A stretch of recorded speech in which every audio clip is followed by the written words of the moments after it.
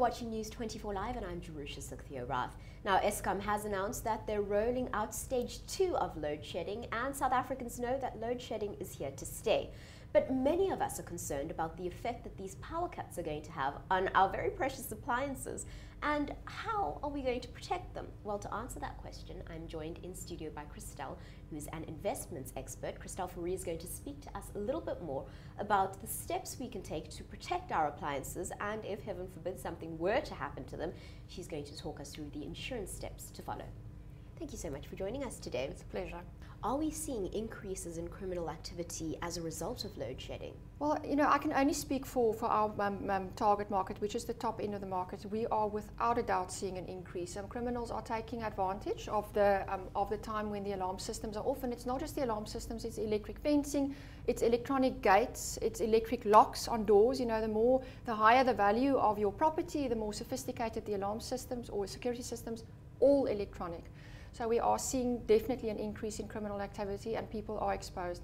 And I find this so disturbing because we live in a country with very high crime levels, and we've had to resort to protecting ourselves in our homes. Now, as a result of this, we are utterly exposed at times when there is no electricity, especially at night when it's dark. So my advice is that clients take ownership of this problem and don't just sit and wait for something to go wrong. Think about installing burglar bars, security gates, you know, motion sensor lights that charge with the sunlight so that it works at night when there's no electricity. Don't just blame, rather take action and make sure that you protect your family from intruders by installing physical protection at home. I want you to speak to us about alarm systems, because this is something that we don't actually think about, but they have a big implication, or load shedding has a big implication on alarm systems. The problem is not all insurance policies are created equal. So some insurance policies will, for instance, cover you for power surge claims, resultant claims. Most won't. So you have to check with your policy provider. But as far as the alarm systems go, a lot of insurance, or most insurance policies, if you've got household contents cover, require you to have your alarm set and in a working condition in order for your cover to be in place. Now what we're seeing is these backup batteries are running off. They don't trigger like they're supposed to. The alarm systems don't actually work during load shedding. We've had a number of burglaries already. We've heard of some very large armed robberies as well during this time.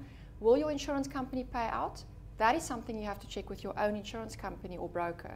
You can't, you know, I can't talk on behalf of the industry. The Ombudsman has come out and said, you must check your policy, you must check with your insurance company. How will they respond if your alarm didn't react during a time of a burglary, during load shedding?